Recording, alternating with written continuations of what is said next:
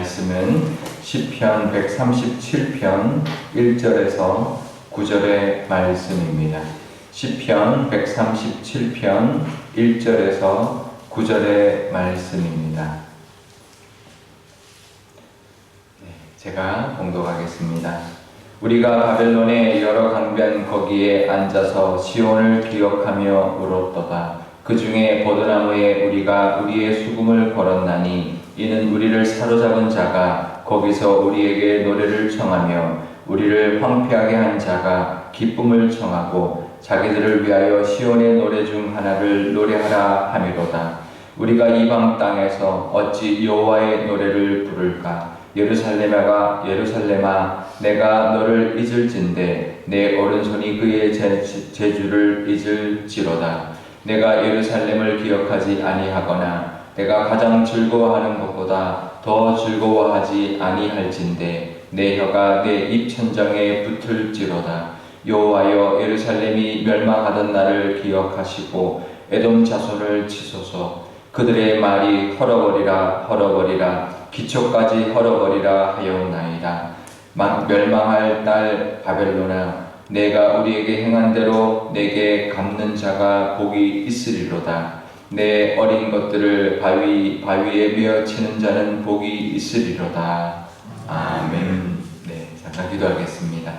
아버지 하나님, 오늘도 하나님 말씀 듣고자 나왔습니다. 하나님 친히 말씀하여 주시고 또 새로운 한 달인 7월도 하나님과 동행하며 하나님이 지켜주시는 또 한 달 되도록 또 오늘도 하나님과 동행하고 하나님의 은혜를 누리며 살아가게 하여 주옵소서.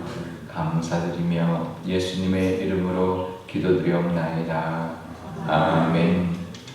네, 오늘 이 시편은 137편은 바벨론에서 있었던 일, 바벨론에서 부르는 노래라는 것을 우리가 알 수가 있습니다. 우리가 바벨론의 여러 강변에 앉아 있었다라고 합니다. 이제 바벨론 포로로 끌려가서 수로공사에 그 유브라데 강에 이제 그 하류에 있는 그 이제 운하를 만드는 공사에 이제 동원되었기 때문인데요. 그래서 에스겔서도 보면 그발 강가에서 하나님을 부름을 받았다라고 이제 나와 있습니다. 그러니까 거기서 이제 다들 이스라엘 백성들이 강가에서 이제 있으면서 이제 그 수로 공사에 동원되고 그렇게 있으면서 그 강변에 앉아서 시온을 기억하며 울었다라고 1절은 시작합니다.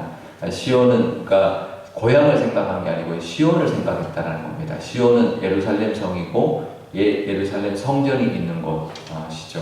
그러니까 하나님을 기억했다라는 뜻이죠. 그러니까 보통은 고향이 그리워서 부모님이 그리워서 울었어야 될 텐데 시온을 기억했다라는 것은 하나님을 기억했다는 뜻입니다. 그러니까 회개한 거죠. 하나님을 떠나 살았던 것, 또 하나님을 떠나 우상을 섬겼던 것을 이제 후회하면서 그래서 하나님을 다시 기억하고 이제 후회하며 울었다라는 뜻인데요.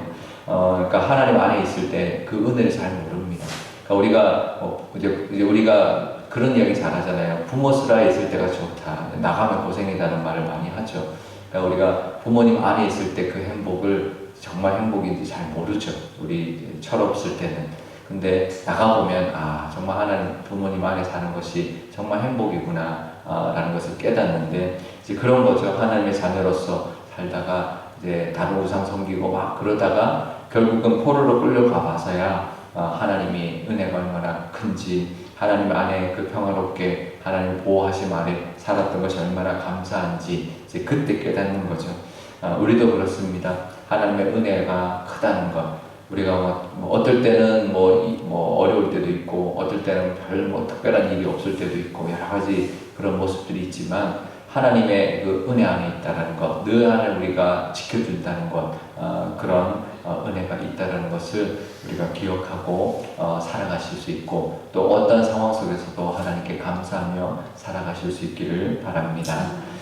그런데요, 2절에 보면 이렇게 말을 합니다. 그 중에서 버드나무에 우리의 수금을 걸어버렸다라고 합니다.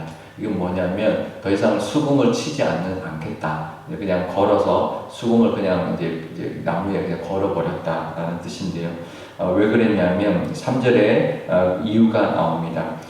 그 사로잡은 자들, 그러니까 바벨론 사람들이 이제 부역을 하면서 이제 시키는 거죠. 노래 불러봐라. 우리를 기쁘게 노래 불러 기쁘게 해봐라. 시온의 노래를 한번 해서 우리들을 위해서 한번 즐겁게 해봐라라고 노래를 시켰다라는 거죠. 그러니까 우리 더 이상 노래하지 않겠다라는 건데요. 그러면서 4절에 이렇게 말을 합니다. 이방 땅에서 어찌 여호와의 노래를 부를 것이냐. 그럴 수 없다라는 거죠. 그러면서 예루살렘아 내가 너를 잊을진데 내 손에 재주들을 잊어버릴 것이다. 또 내가 또 더 이상 즐거워하지 아니하고 내 혀가 내 입에 붙어버릴 것이다. 그러니까 내가 노래하지 않겠다. 이 이방 땅에서 노래하지 않겠다라는 거죠. 그러니까 하나님을 노래하는 것, 찬양하는 것 또 얼마나 감사한 일인지 모른다는 거죠. 그 이방 땅에서 어찌 이방 땅에서 하나님의 노래를 통해 하나님의 노래로 이방인들을 즐겁게 할 수 있느냐? 하나님을 즐겁게 하고 영화롭게 했어야 되는데 이제는 여기서는 노래하지 않겠다라는 그런 이제 의미인데요. 우리가 어제 수요 예배 때 우리가 하는 뭐 구제라든지 또 기도라든지 또 금식도 하나님을 향해서 해야 된다라고 같이 은혜 나눴습니다. 근데 사람에게 인정받으려고 사람에게 보이려 해서는 안 된다. 그러면 이미 상을 받은 거고 하나님께 받을 것이 없다라고 나눴었는데요. 마찬가지죠. 찬양도 하나님께 올려드리는 노래도 마찬가지입니다. 하나님의 은혜를 감사하고 하나님을 높여드리는 그 찬양도 하나님께 드릴 때만 온전한 의미가 있고 또 하나님 받으시고 은혜 주신다는 건데요. 이방 땅에 가서 이렇게 포로로 끌려가서 그들을 즐겁게 할 그런 노래는 부르지 않겠다라고 이제 어떻게 보면 회개하는 거죠. 하나님에게 찬송하기를 원합니다. 이제 그런 마음의 간절한 고백인데 하나님이 받으셨을 겁니다. 그죠? 그래서 다시 돌아와서 하나님이 가장 먼저 한 일, 성전을 지은 일이 포로 귀환으로 가장 먼저 한 일이잖아요. 하나님을 예배하고 그래서 시온 성전을 회복하고 또 하나님을 예배하고 찬송하는 것을 가장 먼저 했던 모습이 이스라엘 백성들의 모습이었습니다. 그런데요, 7절부터는 이제 조금 다른 이야기를 합니다. 지금 이렇게 그리워하고 했지만 하나님한테 한탄하고 호소하는 이제 이야기가 7절부터 나오는데요. 왜냐하면 예루살렘이 멸망하던 날 에돔 족속들이 그것을 기뻐하고 그 이스라엘의 멸망을 오히려 즐거워했다라는 거죠. 그러면서 헐어버리라 다 헐어버려라 그렇게 이제 악담을 하고 또 바벨론도 이제 행했던 그 악한 모습들이 있었습니다.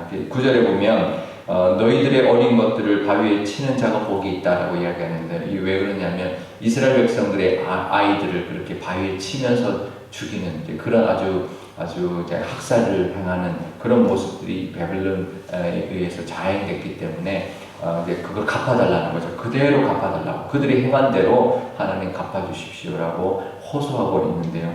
우리 삶 가운데도 하나님이 갚아주시는 은혜가 있습니다.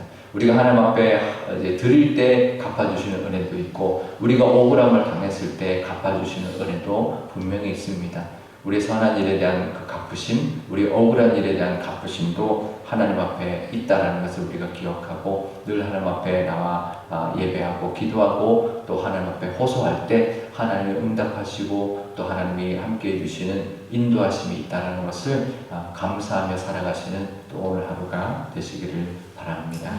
오늘 기도할 때 이렇게 기도하면 좋겠습니다. 하나님 안에 살아가는 것이 얼마나 감사한 일인지 특별한 어떤 은혜가 있어야지 특별한 뭔가가 있어야지 뭔가 큰 일들이 벌어져야지만 감사하는 것이 아니라 하나님 안에 있는 그 자체가 하나님의 보호하심 아래에 사는 것이 감사한 일이다라는 것을 기억하고 하나님 앞에 감사할 뿐만 아니라 하나님 앞에 찬송할 수 있는 영광 돌릴 수 있는 우리가 되게 해달라고 우리 기도하면 좋겠고요.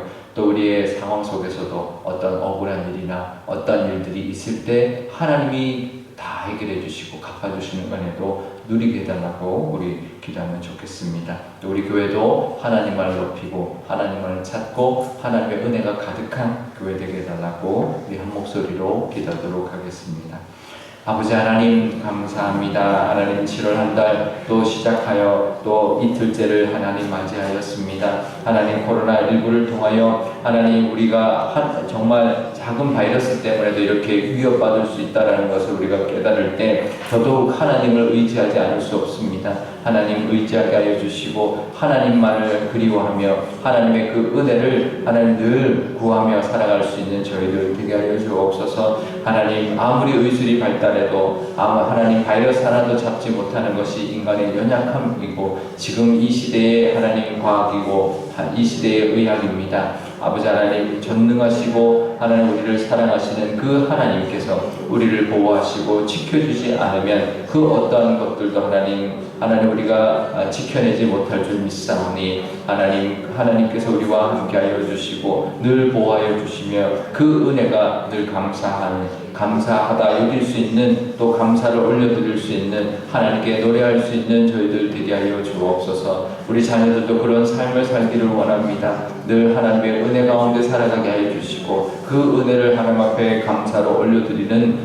기뻐하는 그래서 하나님께 영광 돌리는 우리 자녀들 되게 하여 주시고 우리 교회도 하나님들 하나님과 함께 하여 주셔서 하나님의 보호하심과 또 66년 동안 지켜주셨으니 지금까지 하나님 에베네셀 하나님과 함께 해주셨으니 앞으로도 하나님 함께 하여 주시고 인도하여 주시고 늘 하나님의 은혜 가운데 살아가는 그런 우리 교회가 되어서 모든 교우들이 하나님의 은혜를 충만히 누릴 뿐만 아니라 하나님께 영광 돌리는 그런 교회가 되게 하여 주옵소서.